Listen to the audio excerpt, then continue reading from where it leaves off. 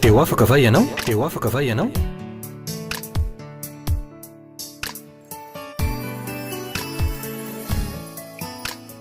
Fandarany iarana fiangonana Refi Androndra kely.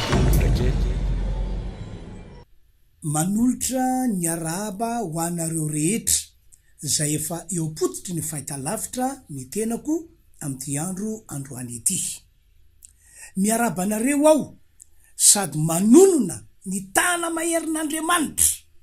Manonona ny tana maherin'Andriamanitra hoeo aminareo ka ho voavonjy ane ny fanahinareo, ho sitrana ane ianareo zay marary ary ho amin'ny fombiazana amin'izay atao rehetra ne ianareo amin'izao taona diavintsika izao. Tsodrano natao ho tanteraka izany tononoko aminareo zany ry havana malala. Ny afatra entiko anareo androany mo de afatra mitona anareo mba ino fa Andriamanitra mahagaga ary Andriamanitra mahavoavonjy ny olona zay manompo azy, lay Andriamanitra lazainy Baiboly. Izy mantsy no voalaza fa Andriamanitra tsy tompony zao rehetra zao ary Andriamanitra nahary atsika zanak'olombelona. Araky ny voalaza amin'ny Baiboly dia tsy misy tsy hain'io Andriamanitra io atao. Zay no maha-Andriamanitra azy. Araky ny voalaza amin'ny Baiboly ihany koa dia tsy miova ny heriny, tsy miova ny fahefana hatrany alobe tany ary mandraka ankehitriny isika miteny izao. Zay no maha-Andriamanitra azy. Fa ny olana dia ity tsy mety tena mino an'ilay Andriamanitra lazainy Baiboly ny maro amin'ny olona. Ny mampalahelo aza moa de hitako zao hoe kristianina ihany izy, mpivavaka be ihany izy, manana andraikitra amin'ny karazany ao amin'ny fiangonana anankiray ihany izy, fa saingy tsy mety mino, tsy mety tena matoky an'Andriamanitra lay lazainy Baiboly izy. Olana zany ry havana, tena olana zany. Aza veko aminareo anefa fa lay Andriamanitra lazainy Baiboly, tsindriko hatrany hatrany hoe lay Andriamanitra lazainy Baiboly, izy no Andriamanitra tsy to, izy no Andriamanitra tompon'izao rehetra izao, izy no Andriamanitra manam-pahefana amin'ny zavatra rehetra, izy no Andriamanitra mpanasitrana, izy no Andriamanitra mpamaolana, izy no Andriamanitra mpanafaka andreo hoe ratsy mahazo ny olona. Izy ihany koa no lay Andriamanitra rainy Jesosy Kristy sady efa nanao ny tenany ho raintsika zay nino an Jesosy sy zay efa nandray an Jesosy izy. Ho manokana hijoroko vavolombelona aminareo fa tena resy lahatra ny amin'io Andriamanitra lazainy Baiboly io ao. Ary mbola resy lahatra ihany koa fa reo zavatra magaga, reo famonjena lehibe nataony fahiny araky ny voasoratra ao anatin'ity Baiboly ity dia tena inoko fa mbola hainy atao hatramin'izao vaninandro misy antsika izao. Ary tsy hoe mino aho fa mbola mahay manao zava-magaga, mbola mahay manao famonjena eto ambony tany ity io Andriamanitra io, fa efa nahita mihitsy ny masoko, nahita ny fagagana, nahita ny famonjena. Noho izany mitona anareo rehetra zay mahita sy mandray ahy amin'ity androany ity ny tenako mba ho resy lahatra sy ino tahaka ihany koa ianareo. Fa miankina amin'izany ry havana, miankina amin'izany tompoko ny amonjen'Andriamanitra anao manoloana andreo olana misy na manoloana andreo aretina zay tsapanao hoe tsy mety sitrana mahazo anao. Amafisiko aminareo fa lay Andriamanitra lazainy Baiboly, mbola tsy ndriko foana hoe lay Andriamanitra lazainy Baiboly no azo antoka fa tena Andriamanitra mahavoavonjy ary tsy vitan'izany fa Andriamanitra tena tia antsika zanak'olombelona, tena tiany mihitsy ianao zay mahita sy mandre ahy am'izao ora izao fa ny afaka oatrazy resaka fotsiny tompoko zay Andriamanitra hafa lazainy olona akoatrazy akoatran'ilay Andriamanitra lazainy baiboly dia resaka fotsiny noho zany mino ny fisiny io Andriamanitra lazainy baiboly io anao ary ekeo amin'ny fo sy amin'ny finoana fa raha hitady azy ianao androany ary hitady azy foana dia hitazy sy ny heriny tokoa ianao ry havana toy zao ny voasoratra ato amin'ny bokin'ny Hebreo 4:15 mazava ny voasoratra fa raha tsy amin'ny finoana dia tsy misy azo atao azahoana sitraka amin'Andriamanitra tsy misy fakasitrahana azo ny Andriamanitra io omena anao omena antsika raha ohatra ka tsy mino tsy manana finoana isika de zao ny toan'le teny fa raha tsy amin'ny finoana de tsy misy azo atao azahoana sitraka aminy fa zay manatona an'Andriamanitra de tsy maintsy mino fa misy izy raha anatona an'io Andriamanitra zay ambara hoe rainy Jesosy Kristy sady efa nanao ny tenany ho raintsika izy amin'ny alalan'ny finoana Jesosy de zao voalaza ny soratra masina hoe tsy maintsy mino ianao fa misy izy sady mpahamaly soa zay mazoto mitady azy hita tara aminareo ny fahagagana sy ny famonjena lehibe zay efa nataon'Andriamanitra ny tenako araky ny hita ao anaty ity baiboly ity hitantarao entiko milaza fa tahaka zany mihitsy no tian'Andriamanitra atao eo aminao eo amin'ny ankonanao sy eo am'izay zavatra ataonao raha toka mino azy sy ny heriny tokoa ianao raha toka mino an'ilay Andriamanitra lazainy ity baiboly ity ianao ary mino ny heriny ihany koa ohatra voalohany am'izany ato amin'ny mpanjaka faharoa 9 sy ny mpanjaka faharoa 7 rehefa avemo vakiako aminareo ihany ny apahany voalaza ao amin'io mpanjaka faharoa 9 sy ny mpanjaka faharoa 7 tantarainy baiboly fa nataon'ny mpanjakany Siria fa irano ny tanàna Samaria vokatry zany tonga tao Samaria ny mosary sy ny fantrana ary ny falafosany vitim-piainana toy zao no voalazan'ny baiboly atao mpanjaka faharoa 9 andiny 7 sy 10 eno tsara nge ary efa afaka zany be ny adada mpanjakany Siria namory ny miaramilany rehetra de niakatra ka nanao fahirano any Samaria andiny 10 dia nisy mosary mafy tany Samaria fa indro nanao fahirano azy ireo mandra-patokany lohamborika ho lafy sekely 20 sy ny taimoro melala apaefatra ny kaba ho sekely 10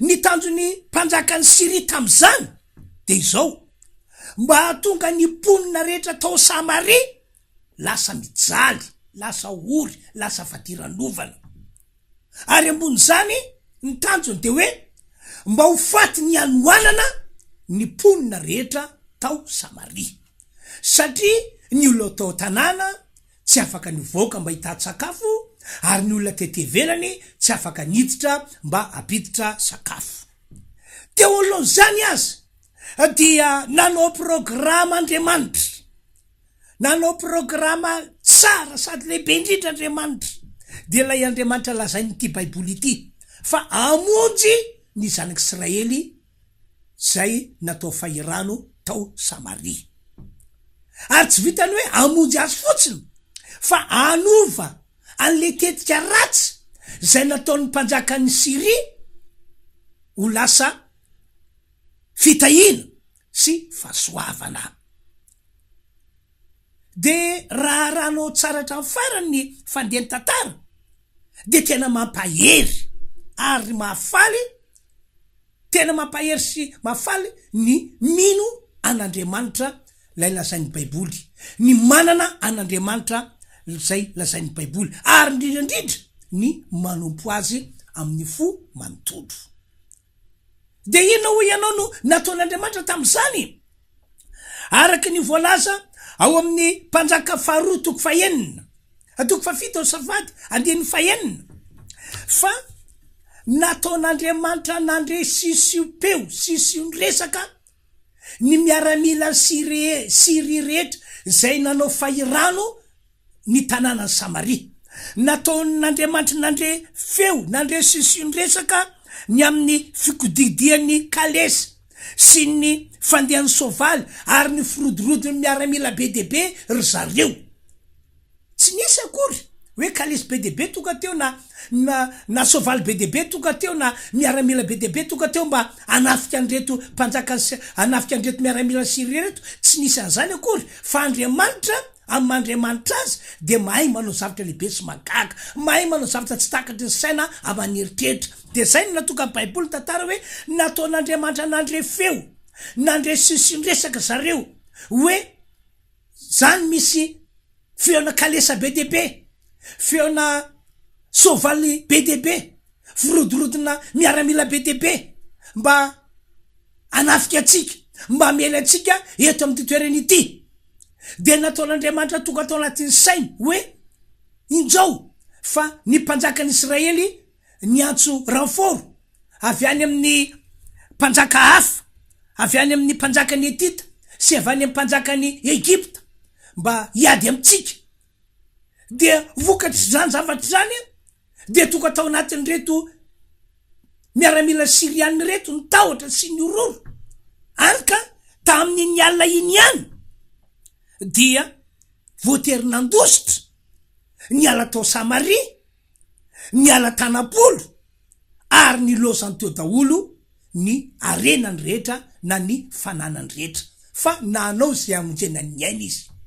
Ka na dia ny soavaly fitaingina entina miady sy entina mandositra ary de tsy vitany ry zareo intsony ny namahazany satria no fatorana le soavaly.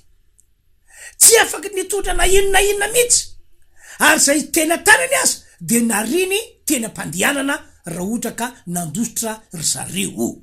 Zany no nataon'Andriamanitra riavana ho famonjena ny zanak'Israely tao Samaria ary ho fitahina azy reo, ho famadina le zavatra ratsy ho lasa fitahina. Andonke vakitsika voasoratra mpanjaka faharoa toko fafito andininy fahenina eno tsara fa Jehova efa nampandreny miaramila Sirianina ny fikodidian'ny kalesy sy ny fandehan'ny soavaly de ny firodrodiny miaramila be ary nyresaka hoe izy injao fa ny mpanjakan'ny Israely efa nanampy ny mpanjakan'ny Etita sy ny mpanjakan'ny Egyptiana hiady amitsika. Andiny fafito de nianga izy karitra nandositra tamin'ny takarivo iny ihany ary ny lozany fotsiny ny tobiny de ny lainy sy ny soavaliny ary ny borikiny ka lasa nandositra amonjiny ny ainy izy. Ripian'ny malalo mpamonjy ary afaka mamonjy ny olona mino azy sy ny olona manompo azy ilay Andriamanitra tsy to lazain'ity Baiboly ity. Ambony zany manana fomba maro be, manana fomba amkarazana izy entina amonjena ny olony. Ny fomba namonjen'Andriamanitra andraniny dia hafa fa ny fomba amonjen'Andriamanitra anao dia hafa. Fa ny azo antoka de zao rehefa miasa Andriamanitra, rehefa manao hetsika Andriamanitra, lay Andriamanitra lazain'ny Baiboly eo mafisiko dia tsy takatra ny saina tompoko ny zavatra mitranga eo amin'ny fiainantsika zanak'olombelona na eo amin'ny fiainana manokana. No zany de mbola mitonanao hatrany tompoko ny ino azy sy anaiky azy amin'ny alalany fandraisanao an Jesosy sy ny fanekenao an Jesosy ho tomponao sy ho mpamonjy anao. Rehefa mino an Jesosy mantsy anao, rehefa manaiky an Jesosy mantsy anao, mino an'ilay sorona nataon Jesosy teo ambony hazo fijaliana, manaiky an'ilay fanavotana nataon Jesosy teo ambony hazo fijaliana, araka voalazaty Baiboly ity, mino an'Andriamanitra, lay Andriamanitra tsy to tompon'izao rehetra zao ianao. Efa nampanantena matsy ny Baiboly fa amin'ny alalan'ny finoanan Jesosy Kristy ary amin'ny alalan'ny Jesosy Kristy mitoetra ato anatsika mitoetra eo amin'ny fiainantsika no hitondran'Andriamanitra fandresena lehibe manoloana ny olana sy manoloana ny ady rehetra atrehana am'izao taonjato faraika amby roapolo taona 2007 misy antsika izao. Sambatra kely riavana zay manana an'io Andriamanitra io ho Andriamanitra ivavahany tena sambatra ho toisantsika indray ny fitantaran'ny asa magaga sy ny asa lehibe nataon'Andriamanitra ho famonjena sy ho fitahina ny olony tao Samaria. Tozao aloha zavanisy mialohan'ny nandefasan'Andriamanitra feo na hoe sisinresaka entina ampitahorana sy entina mampandositra ny miaramila Siriana zay nanao fahirano ny tanàna Samaria dia nampitondra faminaniana tsara an'ny Elisa ny tompo'Andriamanitra tamin'izany. Nampitondra faminaniana tsara, nampitondra faminaniana izy mba hahafahan'ny zanak'Israely tao Samaria miomana ho amin'ny fitahiana sy ny fahasoavana be. Hoy izy ao amin'ny mpanjaka faharoa ao 7:1 zao no faminaniana nampitondran'Andriamanitra any Elisa mpanompon'Andriamanitra tamin'izany fotoana zany. Hovakina amin'ny anaran'i Jesosy lay teny. Fa ho kosa Elisa, mihaino ny teny Jehova ianareo, izao no lazainy Jehova raha ampitso toy izao dia ho sekely ray nividy ny koba tsara toto, ny ray mandeha famarana ao ambavadin'ny Samaria. Ary ho sekely ray ihany koa nividy ny vary ordea indro ny famarana ao ambavadin'ny Samaria. Androany mbola tao anatin'ny mosary, tao anatin'ny fanitrana, tao anatin'ny fiainana misy vidim-piainana miakatra de miakatra ny zanak'Israely tao Samaria. Kanefa tamin'io andro nisy zany rehetrarehetra zany no tonga ny faminaniana avy any an-danitra, faminaniana zay tsy maintsy ho tanteraka ho ia, satria Andriamanitra no miteny. Andriamanitra tsy maolona ka mandainga, Andriamanitra tsy maolona ka mivadika amin'ny teny aloky ny vavany, fa rehefa niteny izy de tsy maintsy efaina, rehefa niteny izy de tsy maintsy hotovina. Ary nisy anjely anankiray zay aza moa ny teny anjely Gabriela io any amin'ny Luka 2:7 any de hoy izy fa tsisy tsy ho tanteraka ny teny rehetra zay efa nataon'Andriamanitra, na teny vao natao voaingany io, na teny efa nataony tany alobe tany io, tsy isy tsy ho tanteraka ny teny zay efa nataon'Andriamanitra. De arabaky teny tokoa tanteraka le faminaniana zay netiny Elisa, tanteraka. Androany no nisy an'ilay mosary, nisy an'ilay fanitrana, nisy an'ilay vidim-piainana niakatra de niakatra. Kanefa tamin'io andro nazahoana ny faminaniana io de laza Andriamanitra fa rapitso de zavatra ifanohitra amin'izany ny tranga. De arabaky teny tanteraka le faminaniana zay netiny Elisa nampitondran'Andriamanitra azy. Tanteraka le izy taorinany nandosirany reto miaramila Siriany reto tsy nanodidina ny tanànany Samaria intsony. Tanteraka le izy. Lasa mora be ny vidim-piainana tao Samaria. Antoky vakitsika ny voalasan'ny Baiboly ato amin'ny mpanjaka faharoa 7 de avetsika vakina le 9 mba ho fanatanterana ale faminaniana zany fa Jehova efa nampandreny miaramila Siriana ny fididian'ny Kalesy sy ny fandian'ny soavaly de ny firodorody miaramila be, ary nresaka hoe izy injao fa ny mpanjakan'ny Israely efa nanampy ny mpanjakan'ny Etita sy ny mpanjakan'ny Egypte hiady amintsika. 7 de niainga izy ka ritra nandotra tamin'ny takariviany any, ary niloza fotsiny tombony de nilainy sy ny sovaliny ary ny brikiny ka lasa nandositra amonjy ny ainy izy. Ripiany malalo o iaho aminao, o iaho aminareo zay mahita sy mandrea amin'ity andro androany ity.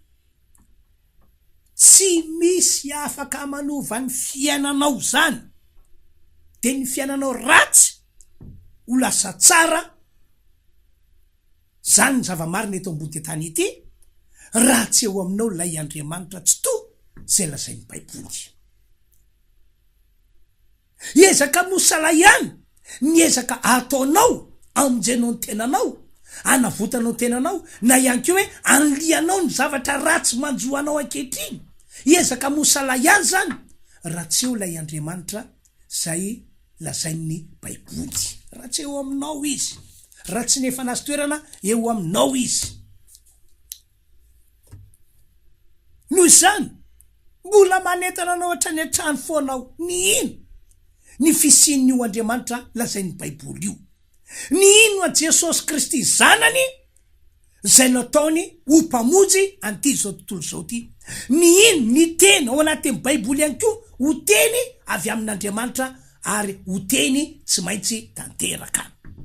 Fa raha mety koa ianao de hoy aho hoe ahitan'Andriamanitra miasa tokoa ianao, amonjy anao, anao famonjena magaga anao sy ny ankonanao, ary anao famonjena magaga ny zavatra ataonao. Ary ambony zany ahita voninahitr'Andriamanitra matetika ianao. Tondingana volohany ihany anefa ny fanapa-kevitrao ny ino an'ilay Andriamanitra zay lazain'ny Baiboly sy ny fandraisanao an Jesosy ho ao anatinao. Tondingana voalohany ihany zay, ary dingana voalohany tsy azo ambaniny fa tena lehibe indrindra.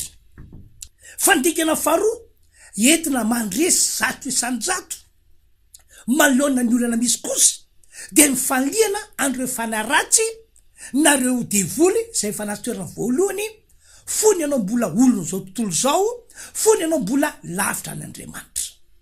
Tsy misy mantsy olona velona teto ambony tetany ity na dia nateraka tao anatin'ny fahamarinana aza izy ka hoe tsy nisy fanaratsy, tsy nazy toerana zany tao aminy, tsisy an'izany tompoko. Be de be moa ny antony fa tsy horesana lavabe ny am'izay, fa nahazo toerana tamin'ny olona tsy raray avy isam-batan'olona ny fanaratsy. De zay fanaratsy nahazo toerana voalohany tao anatsika zay de tsy maintsy ahiliky, tsy maintsy avoaka rehefa nanapa-kevitra anao fa ny ino an'Andriamanitra zay lazain'ny Baiboly, rehefa nanapa-kevitra anao fa ny ino an Jesosy ary ny andrain'i Jesosy ary ame toerana Jesosy ao anaty. Tsy maintsy ahiliky io fanaratsy io. Tsy anjaran'Andriamanitra, tsy anjaran'i Jesosy manilika ny fanaratsy io, ka hiteny izy hoe miala tato amin'ity toerana ity anao ry fanaratsy, miala amin'ity olona ity anao ry devoly, fa efa nino ahy izy, fa efa nandray ahy izy, zany tompo toerana ato ka de miala tao ianareo. Tsy anjaran'Andriamanitra zany, tsy anjaran'i Jesosy zany, fa anjarantsika. Zay mahatonga amin'ny Baiboly mitantara fa efa nomenantsika ny fahefana entina manitsika ny maika sy mena rano ary entina mandresy ny heretra zay anana fahavalo. Efa nomenantsika ny fahefana entina mamoaka démonie amin'ny anaran'i Jesosy. Anjarantsika ny manilika ilay fanaratsy mba hiala. Eo matetika no isin'ny olana eo amin'ny olona maro. Tsy vitan'ny olona tompoko ny miroso am'izay dingana faharoa zay. Tsy vitan'ny olona ny manilika andreo fanaratsy zay fanazy toerana voalohany tao aminy. Tsy vitan'ny olona zany. Ohatra ny tratra fandrekerekeny zany izy. Na de fatany zao aza fa mbola misy fanaratsy mitoetra ho aminy. Satria mivoa, ny zava-misy, ny zavatra mitranga, zavatra miseho no matarany hoe tena mbola misy fanaratsy ato amiko. Fatany fa tsy vitany ny manilika. Satria le fanaratsy zay mbola tavelake de manao zay azo atao mba tsy alany, manao zay azo atao mba andrebrebena ny saina sy ny eritreritry ny olona, mba tonga ny olona tsy hanilika azy. Kanefa raha tsy vitanao ny miroso am'izay dingana faharoa zay, raha tsy vitanao ny manilika ny fanaratsy, de izao anana olana mandavataona ianao ary mety olana mandramaty mitsy aza lay izy. Tsy zany mantsy fa ny fanaratsy zay mbola nahazo toerana eo amin'ny olona, eo amin'izay zavatra ataon'ny olona, dia tsy manan-katao afa-tsy ny mitondra zavatra ratsy zay mahatonga amin'ny teny hoe anana olana mandavatona ianao na hoe anana olana mandramaty ianao raha mbola velanao hitoetra eo aminao ny fanaratsy zay efa nasotoerana voalohany teo aminao talohany ninonao an'Andriamanitra tsy to zay lazain'ny baiboly sy ny talohany nandraisanao an Jesosy Kristy. Ohatra izao raha le karazany fanaratsy mpanao sakana raha ohatra ka zay karaza zay no nasotoerana eo aminao na hoe nasotoerana teo amin'izay zavatra nataonao na ihany koa tsy mbola niala mandrika ankehitriny dia azo antoka fa hisakatsakana foana ny mombanao, sakanany ny asa fivelomanao mba tsy handroso, mba tsy ety, mba handamoka sy matiakaranany hatrany an-trano, sakanany ny fitahirana sy mifanambinana mba tsy ho tonga eo aminao, mba tsy ho tonga ao anaty tokantranonao, sakanany ianao mba tsy hanambady, sakanany ny vadinao mba tsy hotianao, mba tsy hanajanao, sakanany ny lehibenao any am-piasana mba tsy hanome toerana ambony anao, tsy hanome tsy avelany azo promotion ianao, zay ngamba ny marimarina kokoa, sakanany ianao mba tsy azo tany anorenana trano na hoe sakanany ny fanamboarana ny tranonao zay efa natomboka mba tsy ho vita mihitsy na firy taona. Eny hatramin'ny asan'Andriamanitra zay ataon'ny olona azy raha mbola eo am'le olona ny fanahy karazan'ilay mpanao sakana dia sakanany lay olona lay manompo an'Andriamanitra mba tsy ahomby, mba tsy ahomokatra, mba tsy ety ny asan'Andriamanitra zay ataony. Zany no ataon'io fanaratsy io raha ohatra ka zay karazana zay ny mbola tsy nahirika ao na hoe mbola mitoetra eo aminao. Zany no antony natonga amin'ny teny hoe zava-dehibe ny nonao an'Andriamanitra zay lazain'ny baiboly, zava-dehibe ny nandraisanao an Jesosy, fa zava-dehibe tahaka zany ihany koa ny anlianao ny fanaratsy zay efa nasotoerana eo aminao. Fa rehefa tonga eo aminao io Andriamanitra tsy toy io voilika ny fanaratsy dia ireo zavatra ratsy amin'ny karaza zay efa nitranga teo fiainanao hatramin'izay dia ho avadika Andriamanitra ho fitahiana sy fahasoavana be mihitsy zany rehetra hita zany. Zay le tsodrana ataoko tiarem-boalohany raha tsaronao hoe tahaka ny nataon'Andriamanitra tamin'ireo zanak'Israely tao Samaria no ataon'Andriamanitra ho anao. Nijaly zareo satria nataon'ny mpanjaka Siriana fahirano, nijaly tena nijaly. Fa rehefa tonga famonjen'Andriamanitra dia navadika Andriamanitra ho fitahiana sy ho fahasoavana lehibe lay fahoriana zay nitranga tao amin'ny fiain'izy ireo. Tsofoka rano amin'izany ianao raha ohatra ka tapa-kevitra ho an'Andriamanitra, tapa-kevitra ho an Jesosy, ary indrindra vonona ny anilika andreo fanaratsy na inona karazany ka hoe nasotoerana teo aminao. De ovakitsika moa ny 5:10 am'ilay mpanjaka faharoa toko afito. De nandeha nanaraka azy atrano Jordany ireo, ary nireny lalambe rehetra feno fitafiana sy fanaka zay fa nariny Siriana raha nandositra tamin'ny faterana izy, ary ny iraka niverina ka laza tamin'ny mpanjaka. De nivoaka ny olona ka namabo ny tobo Siriana koa ny koba tsara toto era famarana de sekely ray monja ny vidiny, ary ny vary rodia indroa famarana de sekely ray ihany koa ny vidiny araky ny tenin'ny Jehova. De tanteraka le faminanina nampitondran'Andriamanitra ny Elisa. Ho tanteraka aminao ihany koa ny teny anaty ty baiboly ity na ny faminanina izay efa nomenanao raha ohatra ka voarainao zay afatra nomenanao zay hoe ianao tonga ho amin'Andriamanitra amin'ny alana fona Jesosy, ary ny fanaratsy voilikao tanteraka tsy hitoetra eo aminao intsony. Itsy maty any tantaram-piainanao riavana, le tantara ratsy, le tantara nampirotsa-dranomaso, le tantara zay mitondra famonjam-po anao, ino nivadika ho fitahiana, nivadika ho fahasoavana ho ataon'Andriamanitra an'izany. Zay zany ny afatra nitiko anareo androany, ka ny filazana ataoko dia ity: tsara aminareo raha mety tompoko tongava mihitsy mamonjy fitoam-pivavahana zay ataonay fiangonana Refy Androndrakely. Tsy zany mantsy fa ny finoanay dia hoe isy fahasoavana be ho ataon'Andriamanitra ho an'ny olona zay ho avy amonjy zany fitoam-pivavahana zany. Ny fanahinao vonjeny ianao ananantoka nihitra ny an-danitra ratry zay, ny tenanao hositranina ianao vonjeny ho afaka amin'ny olana, ary ianao hotahina tahaka ny zanak'Israely tao Samaria. Aoriana fanavotana ataon'Andriamanitra famonjena de hotahina arabaky teny ianao ka de tongava tompo io programa asaina tongava afaka manatona anay ihany koa ianao fa mpanompon'Andriamanitra marobe zay no miara-miasa ao ary vonona ny andray anao. Zay zany tompoko ny afatra ka dia andao hivavaka isika fa ty ny tsy voalazako teo afaka ny hositrana ianao androany, afaka ny ala ny aretina amin'ny tenanao androany apetra amin'ny faritra misy marary ny tanany fa hivavaka tsika. Ry Tompo Andriamanitra tsy to, Andriamanitra mahery, mino ny fisianao zahay fa ianao no Andriamanitra rain Jesosy Kristy ary efa nanao ny tenanao ho Andriamanitra rainay ihany koa ianao no Jesosy Kristy. Ko ankehitriny mamindrafo aminay ary araka ny teny nambarako teo mihitsy moka ho ataonao tsapandre olona zay nandre ny teninao tamin'ity androandroany ity. Mamindrafo aminao ka vonjeo izy ho afaka amin'ny zavatra ratsy nataony devoly hatramin'izay. Ary reo ranomaso, reo alahelo rehefa famosam-pona azo azy hatramin'izay amin'ity androandroany ity no Jesosy Kristy dia ataovy tonga fitahina sy fahasoavana ho an'ny tsirairay avy zay nandre ny teninao tamin'ity androandroany ity Andriamanitra.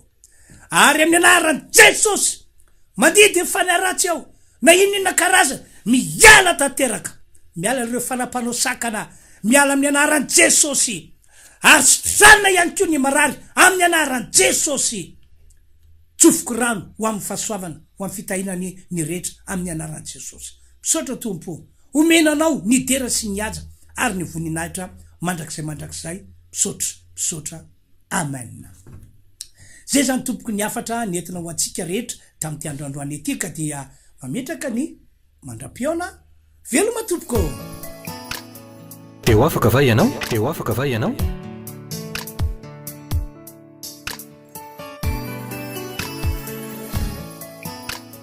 Fandaharana iarana fiangonana Refi Androndrakely.